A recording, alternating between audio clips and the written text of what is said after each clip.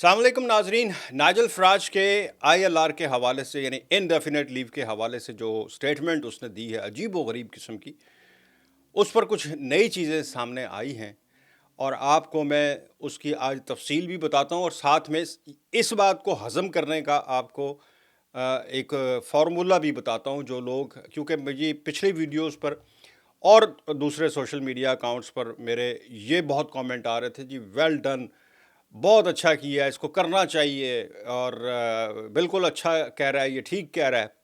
तो चले आपको मैं बताता हूँ कि सबसे पहले तो उसी बयान को मैं थोड़ा सा एलेबोरेट कर दूँ कि उसने कहा जी कि हम ILR जो है वो एबॉलिश कर देंगे, यानी इंडेफिनिट लीव किसी को नहीं मिलेगी, चाहे वो कितने ही सालों से रह रहा हो, उसको कितनी पुरानी 40 साल हो गए हों, हम उसको ख़त्म कर देंगे। जिनके पास है, यानी नए आने वालों को तो भूल ही जाए ना, वो ख़त्म ही हो गया, यानी ये सब्जेक्ट ही ख़त्म हो जाएगा ILR वाला।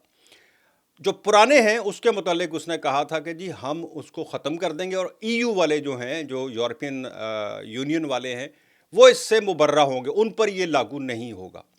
ये बड़ी सोचने वाली बात है। अच्छा, इसमें उसने और चीज़ ये कही कि जनाब हम उसको 5 साल के रोलिंग वर्क वीज़े पे कर देंगे, लेकिन उसके लिए भी इतनी शर्त होंगी, जब आपको वो ILR ख़त्म करके भेजेंगे उस पर 5 साल के वर्क वीज़े पर, तो आपको शो करना पड़ेगा मेरी इतनी सैलरी है, मैं इतना कमाता हूँ, चाहे आपकी उम्र 60 साल से पेंशन की एज में ही क्यों ना हो।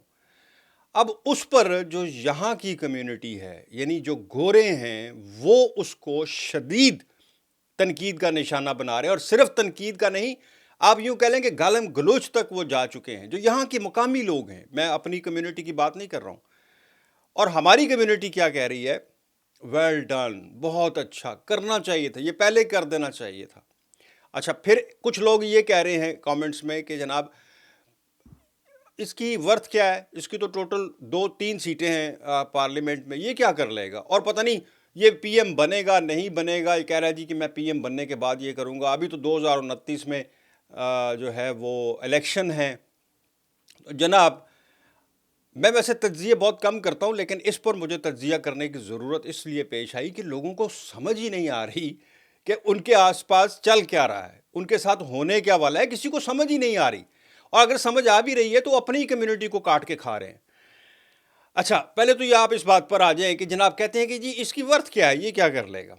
आपको ये बता दूं कि इसको मिस्टर ब्रेग्जिट के नाम से जाना जाता है। ये पार्लियामेंट में तो अभी आया है, इस इलेक्शन में इसको 3 सीटें मिली, इससे पहले इसके पास 1 सीट नहीं थी। लेकिन 1999 से 1999 से ये यूरोपीय पार्लियामेंट का मेंबर था नाइजल फराज। उस वक्त इसकी पार्टी थी यूकिप, UKIP, ठीक है। अच्छा, इसने पहली बार यूरोपीय पार्लियामेंट में ये नारा लगाया कि जी हम यूरोपीय पार्लियामेंट से UK आज़ादी चाहता है। इसने नारा लगाया और उसको पूरी एक तहरीक बना दिया। वो तहरीक इतनी स्ट्रांग हुई कि जनाब बिल आखिर उस वक़्त के प्राइम मिनिस्टर बोरिस जॉनसन को रेफरेंडम करवाना पड़ गया। यानी इतनी स्ट्रांग सेन वॉइस थी UK में इसकी कि पूरी दुनिया, ये पूरा, सॉरी दुनिया कह रहा हूँ, पूरा UK जो है उमड़ पड़ा था इसकी बात पर कि ठीक है जी हमें इससे आज़ादी चाहिए, हमें यूरोपीय यूनियन से निकालो, सारा तो वो खा जाते हैं, हम तो एम ही बैठे हुए हैं यहाँ पर। इतनी सेन वॉइस थी इसकी, स्ट्रांग वॉइस थी कि ना होते हुए पार्लियामेंट का हिस्सा इसने रेफरेंडम करवा दिया, और उस रेफरेंडम में जीत भी गए ये लोग। गो ये अलग बात है कि इसने ब्रेग्जिट के हवाले से जो सौदा बेचा हुआ था, पूरी दुकान खोल के उसमें जो सौदा सजाया हुआ था, वो सारा झूठा साबित हुआ। यानी कि अगर UK ब्रेग्जिट से निकल जाए तो ये भी हमारा बेहतर हो जाएगा, वो उल्टा बेड़ा गर्क हो गया, सब चीज़ें तबाह हो गई। लेकिन उससे सिर्फ बताने का मकसद ये है कि उस वक्त तो ये पार्लियामेंट का मेंबर भी नहीं था, उसके बावजूद इसने कितनी स्ट्रांग कैंपेन चलाई। अभी भी आप समझने की कोशिश करें कि ये जो कह रहा है ना, इसने एक आइडिया फ्लोट किया है कि जनाब ये कर दो तभी आप इमिग्रेशन कंट्रोल करोगे।